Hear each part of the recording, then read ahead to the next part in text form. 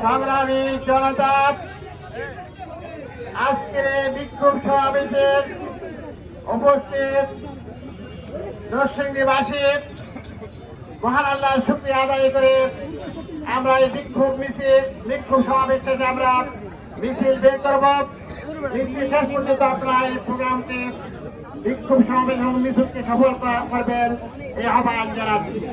আজকের এই সমাবেশের সংগ্রামী সভাপতি সদর থানা আমির জনাব মাহফুজ ভূঁইয়া উপস্থিত আছেন। বিশেষ অতিথি হিসেবে বাংলাদেশ জামাত ইসলামীর কেন্দ্রীয় মজলিস শূরার অন্যতম সদস্য, বাংলাদেশ জামাত ইসলামীর নরসিংদী জেলার সংগ্রামী জেলা সেক্রেটারি, পলাশ উপজেলার কৃতি সন্তান, সংগ্রামী জননেতা জনাব আমজাদ হোসেন।